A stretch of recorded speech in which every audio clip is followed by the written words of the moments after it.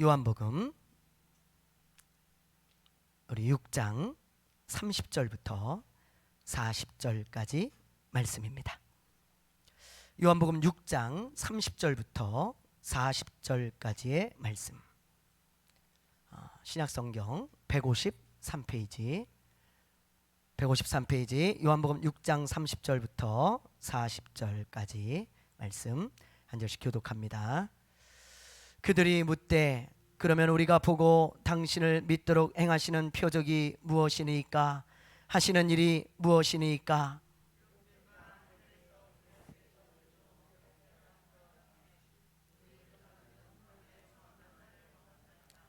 예수께서 이르시되 내가 진실로 진실로 너희에게 이르노니 모세가 너희에게 하늘로부터 떡을 준 것이 아니라 내 아버지께서 너희에게 하늘로부터 참떡을 주시나니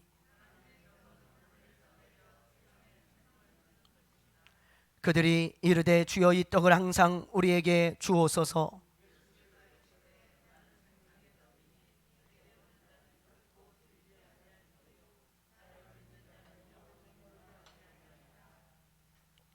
그러나 내가 너희에게 이르노니 너희는 나를 보고도 믿지 아니하는도다 하였느니라.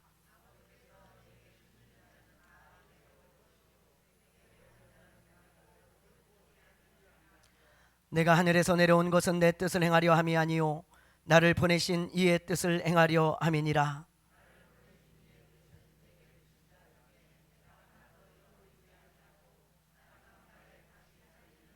같이 합니다. 내 아버지의 뜻은 아들을 보고 믿는 자마다 영생을 얻는 이것이니 마지막 날에 내가 이를 다시 살리리라 하시니라. 아멘. 할렐루야. 여러분들은 식물을 잘 키우십니까? 아마 식물을 잘 키우는 분도 계실 거예요. 그러나 저는 식물을 잘 키우지 못합니다. 여러분들이 사다 놓은 식물 교회에다가 그거 거의 다 제가 죽였습니다. 그래서 제가 다 죽이고요. 우리 집사람도 봄이나 가을이 되면 항상 식물을 사다 놓는데 교회에다가 제가 관리를 잘 못해가지고요. 거의 대부분 제가 다 죽였어요.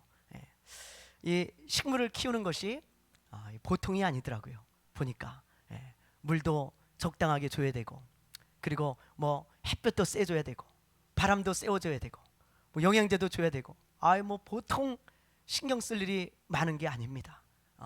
근데요, 문제는 이 식물들마다 전부 다 특성이 다르다는 거예요.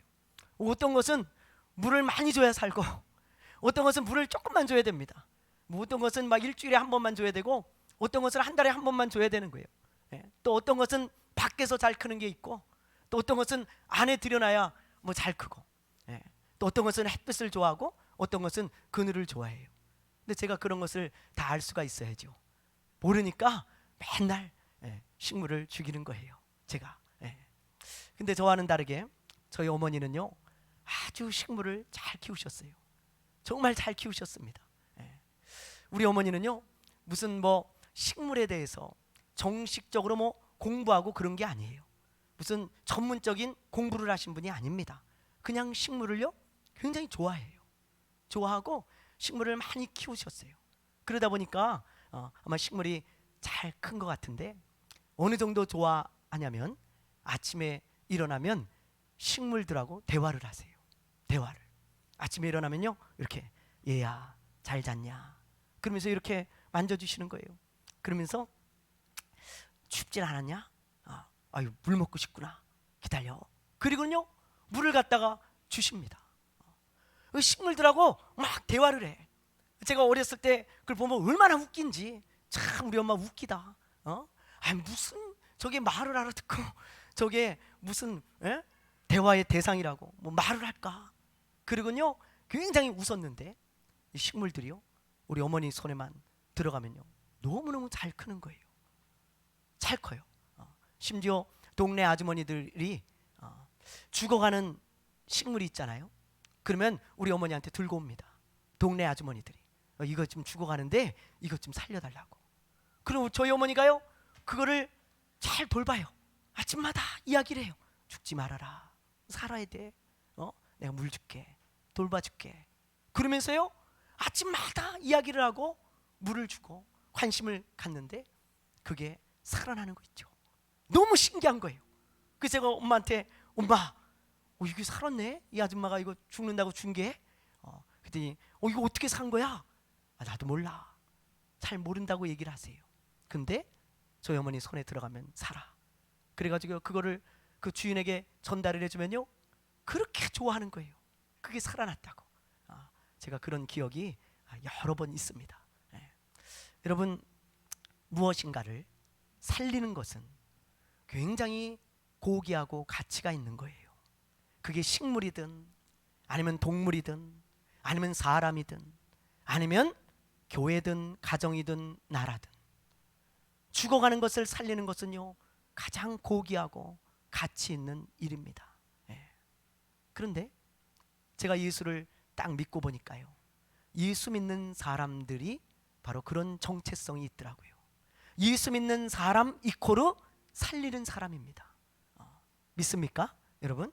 아멘입니까? 예수 믿는 사람 이코르 예수 믿는 사람은 살리는 사람이에요. 그게 예수 믿는 사람에게 주신 하나의 정체성이라 이 말이에요. 정체성. 예수님이 이렇게 말씀하셨어요.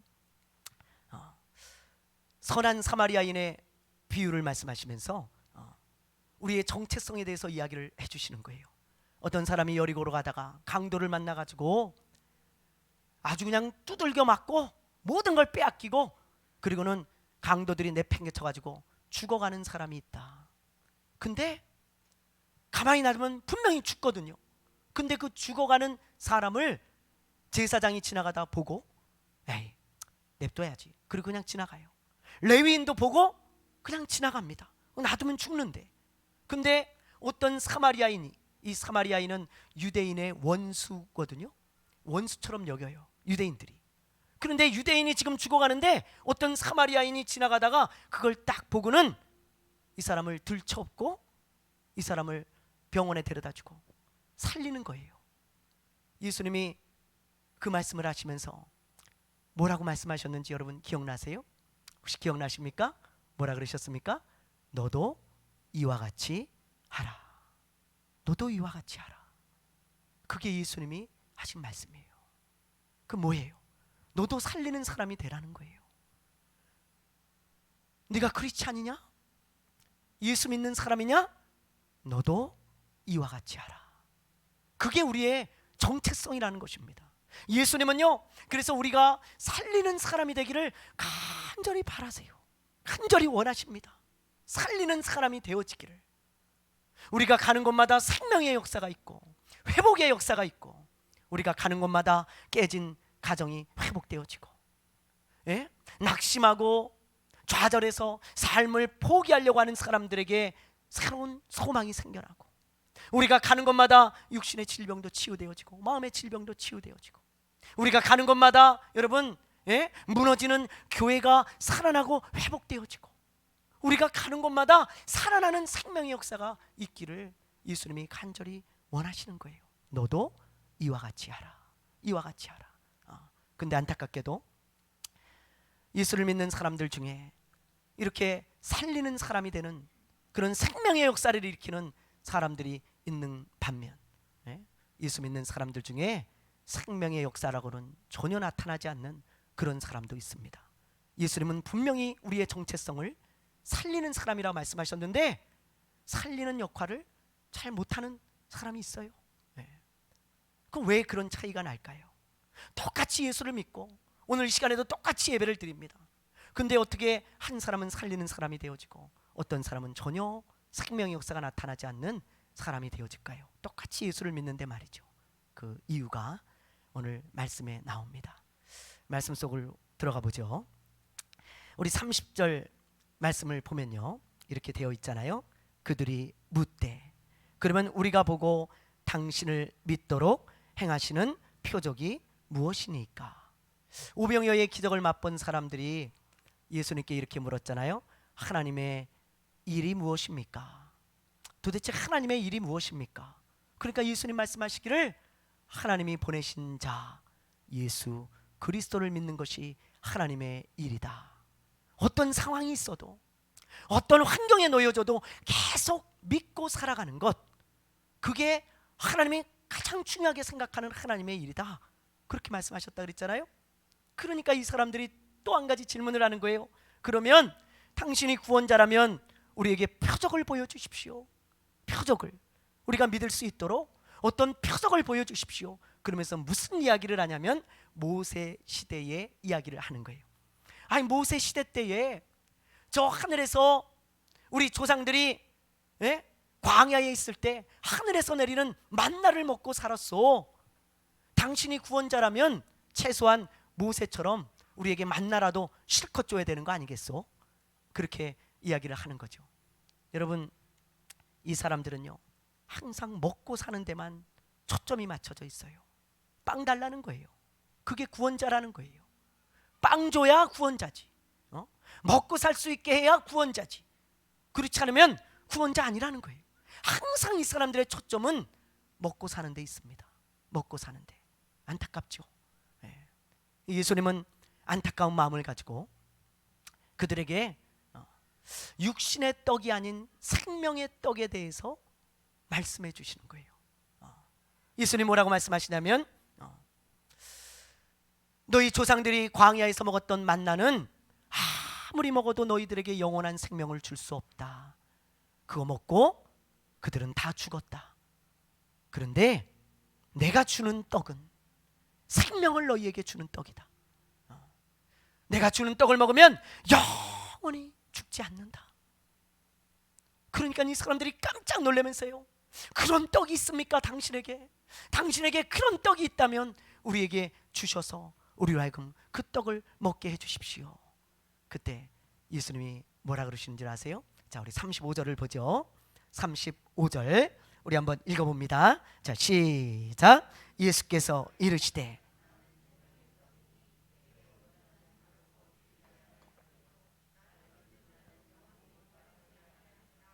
아멘. 예수님께서 뭐라 그러시냐면 나는 생명의 떡이다. 그 떡이 바로 나야. 나에게 오는 자는 결코 줄이지 않을 것이고 나를 믿는 자는 결코 목마르지 않을 것이다. 그렇게 이야기를 하시면서 참 이들에게 알 수 없는 이야기죠. 그러면서 예수님 뭐라 그러냐면 내가 이 세상에 왜 왔는지, 내가 왜 이 세상에 올 수밖에 없었는지 그 이야기를 예수님께서 쭉 설명하시는 거예요. 그러면서 예수님이 뭐라고 얘기하시는지 우리 한번 봅시다. 자, 예수님이 여러분 이 세상에 왜 오셨습니까? 자, 38절을 우리 한번 보세요. 38절 읽어봅니다. 시작.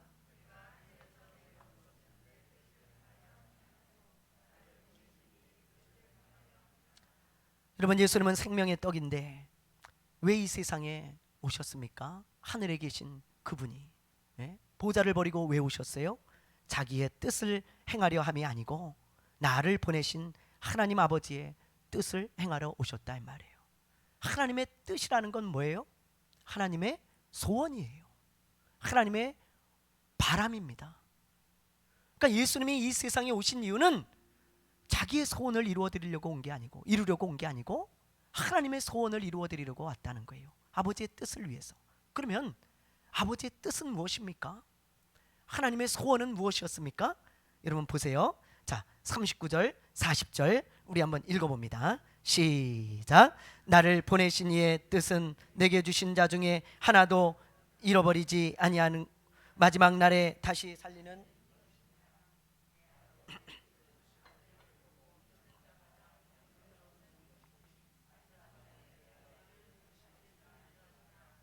아멘. 보세요. 나를 보내신 하나님의 뜻이 뭐예요? 내게 주시는 자 중에 하나도 잃어버리지 않는 것이고 예수님을 믿는 자들은 다 영원한 생명을 얻는 것입니다. 그리고요, 아주 놀라운 말씀을 하세요. 마지막 날에 썩지 않을 몸, 죽지 않을 몸, 예수님을 믿는 자를 부활시키셔서 다시 살리는 것, 그게 아버지의 뜻이라는 거예요. 아버지의 뜻. 나는 그걸 이루려고 왔다는 것입니다. 그래서 예수님은요, 하늘에서 하나님의 아들이신데 그분이 하늘 보좌를 버리고 이 땅에 오심으로 말미암아 잘 들으세요. 이 땅에 오심으로 말미암아 하나님께서 예수님에게 살리는 권세를 주셨다는 걸 알아야 돼요. 살리는 권세. 예수님이 마지막 날에 우리를 살리는 것입니다. 살리는 그 권세가 예수님께 있어요. 그리고 예수님은 그 뜻을 이루려고 이 세상에 오신 것입니다. 그러므로 우리가 이 말씀을 보면서요, 깊이 깨달아야 될 게 있어요. 여러분, 생명의 권세와 살리는 권세는 오직 누구에게만 있습니까? 누구에게만 있어요? 예수 그리스도에게만 있어요. 예수 그리스도. 이게 굉장히 중요한 것입니다. 하늘과 땅의 권세를 다 내게 주셨으니 그랬어요. 예수님께서 모든 권세를 예수님에게 다 주셨어요. 그래서 예수님만이 살릴 수 있는 분이시고 생명의 권세가 있는 분이십니다. 예수님이 계신 곳에는 언제나 생명의 역사가 있잖아요. 여러분, 죽어가는 사람이 예수님을 만나서 삽니다. 낙심하고 좌절된 사람들이 예수님을 만나면 살아납니다. 무너지는 교회가 예수 그리스도께서 손을 대기 시작하면 살아나고요. 광야에도 예수님이 가시면 꽃이 피고, 메마른 땅에도 예수님이 가시면 반석에서 생수가 나오는 거예요. 예수님은 언제나 생명의 역사고 살리는 그런 권세가 있는 그런 분이십니다. 그런데 나에게 그런 권세가 있을까요? 나에게 그런 권세가 있습니까? 있어요, 없어요? 나에게는 그런 권세가 없어요. 오직 생명의 권세는 예수 그리스도에게만 나오는 것입니다. 그러므로 여러분, 내가 영혼을 구원하는 사람, 사람을 살리는 사람, 사람들의 상처를 치유하고 그들에게 새로운 삶을 주고, 여러분, 무너져가는 교회를 살리고, 어떤 쓰러져가는 공동체를 살리고, 깨어져가는 가정을 살리고, 정말 낙심하고 좌절해서 죽을 수밖에 없는 사람을 살릴 수 있는 그런 살리는 사람이 되어지는 길은 딱 하나예요. 오직 예수의 영이신 성령으로 충만한 것입니다. 충만한 거예요. 이게 비밀이에요. 나에게는 그 권세가 없기 때문에 예수님의 영이신 성령으로 내가 충만해지면 그 성령님이 나를 통해서 생명의 권세를 나타내신다 이 말이에요. 생명의 역사를 나타내신다 이 말이에요. 회복의 역사를 나타내신다 이 말이에요. 여러분, 성령 충만이라는 것은 성령께서 나를 사로잡는 것을 말하죠. 성령께서 나를 완전히 지배하는 것을 말하는 것입니다. 그런 성령의 충만한 사람, 성령 충만한 사람만이 여러분 살리는 사람이 되어질 수 있어요. 살리는 사람. 베드로를 보세요. 베드로는요, 성령으로 충만했던 사람입니다. 여러분 한번 보실래요? 자, 우리 사도행전 4장 8절이에요. 아주 오늘 중요한 거 하는 것입니다. 여러분 4장 8절 읽어보겠습니다. 시작.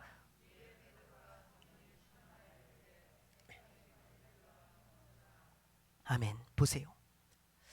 여러분, 베드로는 성령 충만한 사람이었습니다. 베드로는요, 성령으로 충만함을 받은 사람이에요. 그가 가는 곳마다 생명의 역사가 일어나는 것을 여러분 성경에서 볼 수 있잖아요. 여러분, 사도행전 3장에 보면 성전 미문에 앉아서 구걸하던 그 안진뱅이, 그 베드로가요, 그걸 지나가다가 나를 주목해라, 예수 그리스도의 이름으로 일어나 걸으라. 그 사람은요, 평생 좌절과 낙심 속에서 살아갈 수밖에 없는 인생이었고, 그 사람의 인생은요 전혀 소망이 없습니다. 평생 그렇게 살아야 돼요.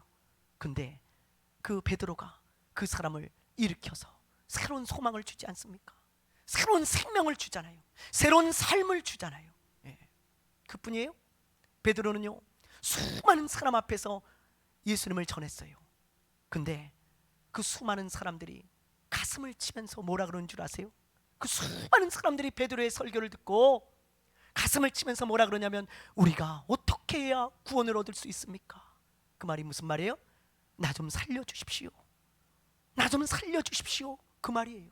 우리가 어떻게 해야 구원을 얻을 수 있습니까? 그때 베드로가 말하기를, 회개하고 주 예수를 믿으라. 그러면 성령을 선물로 받으리니 너희가 구원을 얻을 것이다. 아주 단순한 설교거든요. 회개하고 예수를 믿어라. 근데 그 수많은 사람들 중에 3,000명이나 되는 사람이 일시에 구원을 얻고 예수를 믿고 생명을 얻었어요. 여러분, 그 사람들을 살린 것입니다. 이게 여러분 베드로가 한 일입니까? 베드로는 그런 권세가 없다니까요. 베드로에게는 그런 능력이 없다니까요. 베드로를 사로잡고 계신 성령께서 하시는 일입니다. 성령께서 하시는 일이에요. 여러분, 바울도 마찬가지예요. 바울도 성령으로 충만한 사람이었어요. 우리 한번 보시죠. 자, 사도행전 13장입니다. 9절이에요. 우리 한번 읽어보겠습니다. 시작. 바울이 아멘. 보세요. 바울이라고 하는 사울이 성령이 충만해요. 성령이 충만한 사람이에요. 그러니까 이 사람이 가는 곳마다 교회가 세워지지 않습니까? 이 사람이 가는 곳마다 무너지는 교회가 막 회복되기 시작하고, 소망을 잃어버린 자들이 소망을 얻고, 죽은 사람을 살리고, 그리고 여러분, 어떤 곳이든 이 바울이 가는 곳에 생명의 역사가 일어나는 것을 우리가 보게 되어집니다.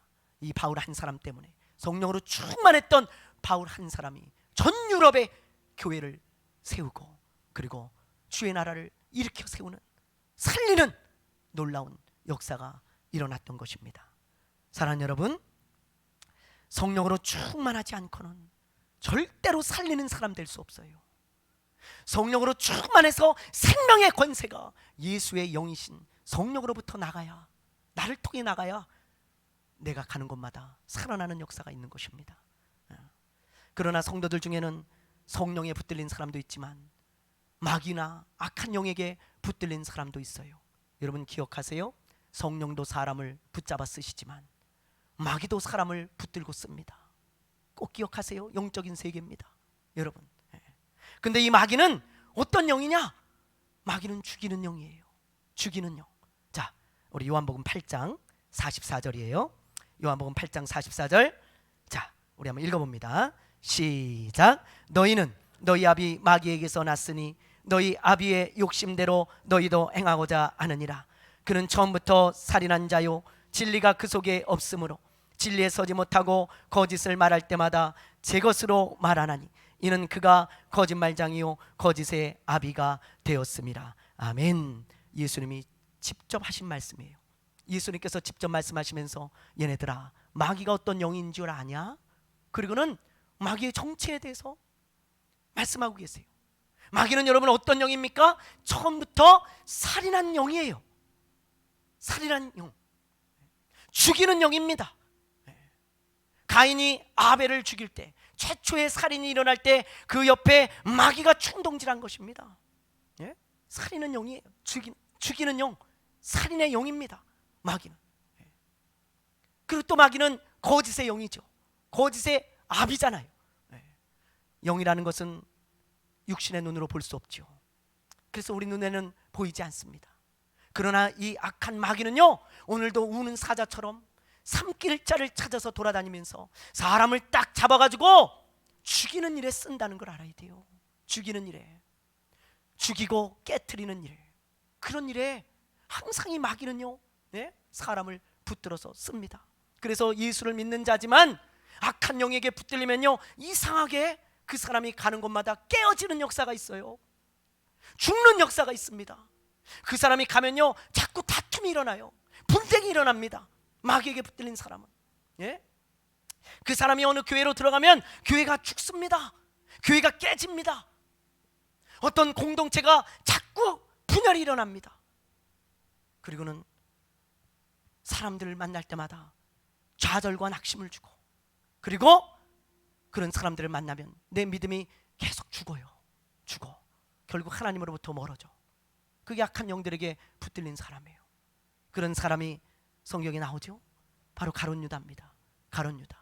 가룟 유다는요, 예수님을 3년이나 따라다녔어요. 그런데 가룟 유다가 나쁜 마음을 딱 품는 순간 사탄이 그를 딱 사로잡죠. 한번 보세요. 자, 우리 누가복음을 한번 봅시다. 누가복음, 자, 22장 우리 한번 읽어봅니다. 시작.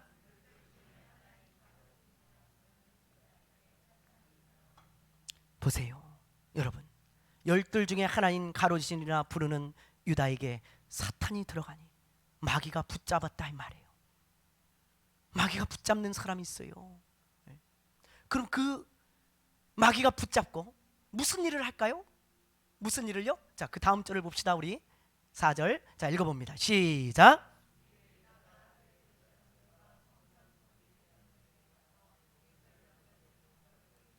보세요. 예수님은 아무런 죄가 없어요. 근데 예수님을 죽이겠다는 거예요. 예수님을 죽는 데 내어줍니다. 예수님의 제자라는 사람이 악한 영에게 딱 붙들리니까 예수님을 죽이는 데 내어주잖아요. 사망의 권세예요. 사망의 역사입니다. 네? 이게 마귀에게 붙들린 사람의 특징이죠. 네. 그런데 그 다음 절에 보면 더 놀라운 말씀이 있어요. 마귀가 사망의 영이라는 것을, 죽음의 영이라는 것을 아주 분명하게 보여주는 구절이에요. 자, 우리 5절 한번 읽어보죠. 시작. 보세요. 대제사장과 종교 지도자들이 아무런 죄가 없는 예수님을 죽이는데 그들의 마음이 어때요? 어때요 마음이? 여러분 어때요 마음이? 기뻐했다는 거예요. 아무런 죄가 없는 사람을 죽이는데 마음이 너무 기뻐. 막 흥분이 돼. 너무 좋아. 이게 마귀 짓이죠. 이게 마귀 짓입니다. 마귀는요, 파괴하고 그리고 넘어뜨리고 죽이고 깨트리는 것을 너무 좋아합니다. 너무 기뻐하는 영이에요. 너무 기뻐해. 그러면서 하나님을 대적하고 하나님을 회방하는 것입니다. 회방하는 거예요. 여러분 어떻게 죄 없는 사람을 죽이는데 기뻐할 수 있어요? 이게 마귀의 역사고 마귀 짓을 하는 것입니다. 여러분, 그러므로 우리가 어떤 영에게 붙들려 살아가는가 항상 체크해야 돼요. 여러분, 한번 성령에 충만했다 그래서 평생 성령에 충만한 것이 아닙니다. 여러분, 내가 지금 어떤 영에게 붙들려서 살아가고 있는가 항상 체크해야 돼요. 나를 통해서 생명의 역사가 일어난다면 여러분은 하나님의 영에 붙들린 사람입니다. 그러나 나를 통해서 자꾸 사망의 역사가 나타난다면, 깨어지는 역사가 나타난다면 여러분은 악한 영이 여러분 주변에서 맴돌면서 붙들고 있는 사람이에요. 잘 알아야 돼요. 영적인 세계를. 여러분, 그래서 나도 나 스스로도 그걸 체크해야 되지만 다른 사람을 보면서도 그걸 체크해야 돼요. 분별할 줄 알아야 됩니다. 저 사람이 예배를 드리고 저 사람이 뭐 교회를 왔다 갔다 한다 그래서 다 성령에 속한 사람이 아니에요. 여러분, 성령에 속한 사람이 아닙니다. 성령은 살리는 영이라는 걸 알아야 돼요. 생명의 영이라는 걸 알아야 돼요. 근데 저 사람이 교회는 왔다 갔다 하는데 항상 저 사람이 들어가면 뭔가 깨지고 죽으면 성령의 사람 아니에요. 잘 분별해야 돼요. 악한 영이 역사하는 사람입니다. 악한 영이. 여러분, 그렇다면 이제 마지막으로 성령 충만은 어떻게 받을 수 있는가, 그걸 말하고 마치려고 그래요. 성령 충만은 어떻게 받을 수 있을까요? 어떻게 하면 내가 성령으로 충만함을 받을 수 있을까요?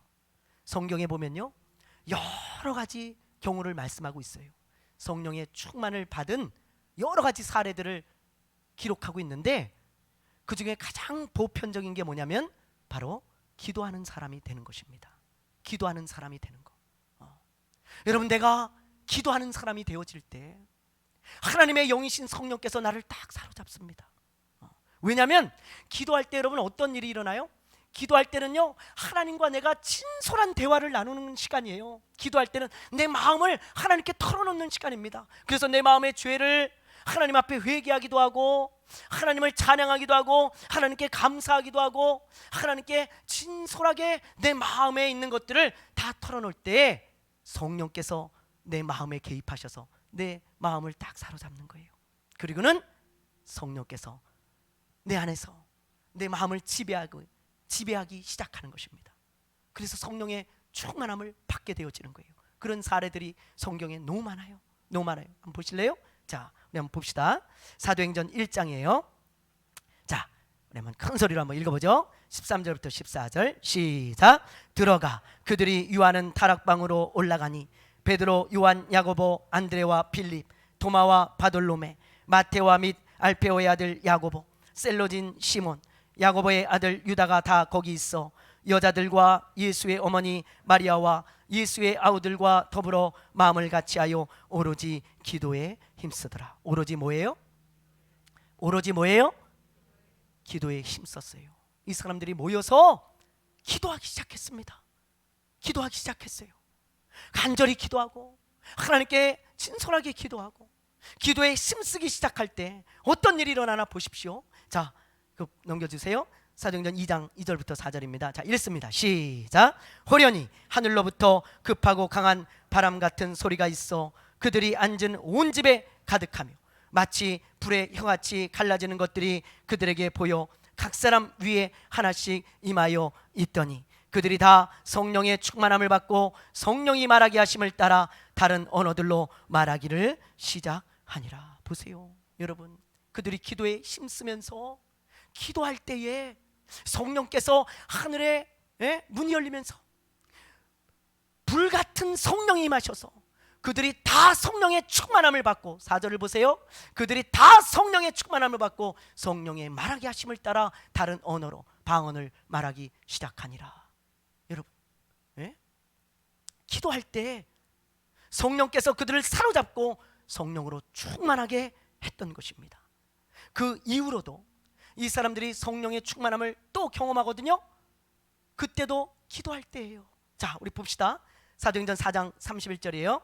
자, 읽어봅니다. 시작. 빌기를 다음에 모인 곳이 진동하더니 무리가 다 성령이 충만하여 담대히 하나님의 말씀을 전하니라. 아멘. 보세요, 빌기를 다음에 기도를 할 때 모인 것이 막 진동하더니 성령으로 충만함을 받는 것입니다. 성령께서 그들을 딱 사로잡는 거예요. 그들의 마음을 지배하는 것입니다.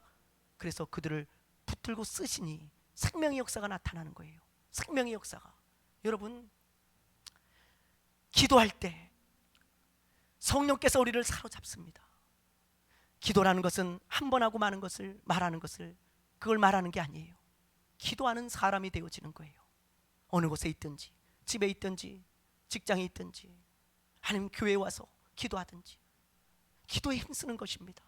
하나님 앞에 기도하는 사람이 되어질 때 성령이 딱 사로잡는 것을 우리는 경험하고 또 말씀에서도 그렇게 기록하고 있는 것이에요. 여러 가지 말씀이 많이 있지만 제 경험을 하나 말하고 마치려고 합니다. 제가 교회 다닌 지 얼마 안 되었을 때, 몇 개월 안 되었을 때 갑자기 이런 생각이 들었어요. 함께 예배드리는 이런 사람들을 쭉 보면서요, 갑자기 그냥 몇 개월 동안 교회만 왔다 갔다 했거든요. 아무 생각 없이. 근데 이렇게 예배드리는 사람을 보면서 문득 그런 생각이 드는 거예요. 저 사람들은 어떻게 저렇게 찬양하지? 어떻게 저렇게 기도하지? 어떻게 저렇게 예배하지? 어떻게 저렇게 살지? 문득 그런 생각이 드는 거예요. 왜냐하면 저하고 너무 다른 거예요. 저는 찬양할 때도 하나님이 안 계신 것처럼 찬양해요. 하나님이 어디 계셔? 눈에 안 보이는데. 참 웃긴다. 저는 기도할 때도요, 하나님이 들으신다는 믿음이 없습니다. 하나님이 계시다는 믿음이 없기 때문이에요. 그래서 저는요, 그냥 교회만 왔다 갔다 했어요. 근데 그 사람들은 달라요. 신앙생활하는 모습이 다르고, 기도하는 모습이 다르고, 예배드리는 모습이 다르고요. 너무 다른 거예요. 그 제가 그런 마음을 딱 가졌어요. 하나님이 진짜 살아계시나? 저들을 보면 살아계신 것 같은데 나는 그게 안 믿어져. 그래서 제가요, 마음에 딱 결단을 했어요. 예배 마치고 내가 집에 가면 한번 기도해 보리라. 그리고요, 예배 딱 끝나고 집에 갔습니다. 제 방문을 걸어 잠궜어요. 그리고 난생 처음으로 무릎을 꿇었습니다. 처음 꿇어본 거예요. 무릎을 딱 꿇고 제가 하나님께 이렇게 기도했어요. 전 기도할 줄도 몰랐어요. 그때 어떻게 기도했냐면 이렇게 기도했어요. 하나님이 살아계시다면 저도 좀 만나주세요. 저 사람들 보니까 다 하나님 살아계신 것 같은데 저는 하나님 살아계신 것 같지가 않습니다. 만약에 하나님이 살아계시다면 성령님이 나에게도 좀 오시고, 그리고 방언도 좀 말하게 해주세요. 그 기도만 계속했어요. 30분을 했는지 1시간을 했는지 기억이 나지 않습니다. 근데 난생 처음 무릎 꿇고 그렇게 기도했어요. 근데 갑자기 기도할 때 제 마음이 막 뜨거워지더니 제 눈에는 눈물이 흐르고 제 입에서는 방언이 나오기 시작했습니다. 랄랄랄랄랄랄랄랄랄랄라. 방언이 계속 터져 나오는 거예요. 방언이 하나님께 방언 달라고, 성령님이 계시면 나에게 와달라고, 하나님이 살아계시면 나타내달라고 그렇게 기도했는데요, 제 의지와 상관없이 눈물이 흐르고 방언이 막 나오는 거예요. 랄랄랄랄랄랄랄랄랄랄. 얼마나 기도했는지 몰라요. 그때 무릎 꿇고 방언이 끝일 때까지 한 2, 30분 나온 것 같아요. 계속 방언이 나옵니다. 그때 제 마음에 드는 마음이, 하나님 살아계시구나, 하나님이 계시니까 진짜 방언이 나오고 진짜 성령이 임하시는구나. 그때부터 제 삶이 완전히 달라지기 시작했어요. 완전히 180도 달라져서 그때부터 전도하기 시작했습니다. 친구들에게요 가서 전도했어요. 왜? 놔두면 지옥 가니까, 죽으니까. 생명을 전하기 시작한 거예요. 여러분, 기도할 때 성령의 충만함이 임합니다. 저는 그때 난생 처음으로 성령을 받았고 성령 충만함을 경험했어요. 성령 충만함을. 기도할 때 성령께서 충만하게 제 마음을 사로잡으시고 제 삶을 송두리째 바꿔놓으신 것입니다. 종종 저는 간절히 기도할 때 성령 충만함을 경험하곤 합니다. 성령이 충만하게 제 마음을 사로잡는 것을 경험해요. 누구나 경험할 수 있는 거예요.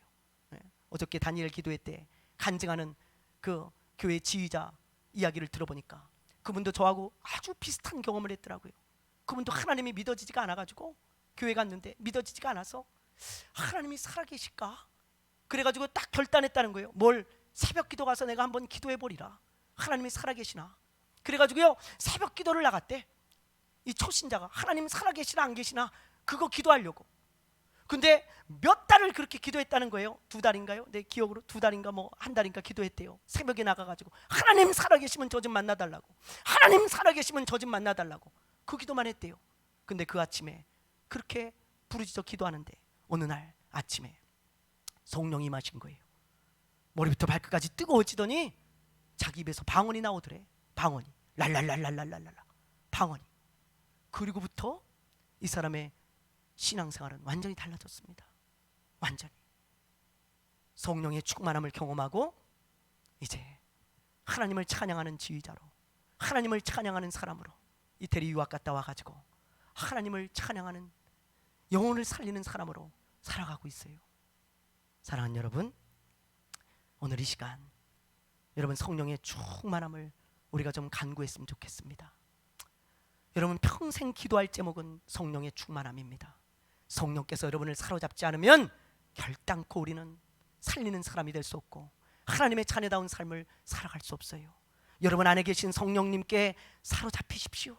여러분 안에 계신 성령님께 여러분의 마음을 내어드리고 여러분을 지배하는 그런 상태가 되어지도록 여러분 성령님께 간구하세요. 성령님, 나를 좀 사로잡아 주세요. 나를 쓰셔서 살리는 사람이 되게 해달라고 여러분 기도하십시다. 우리 이 시간에 주님의 성령 찬양하고 기도하는 시간을 갖겠어요.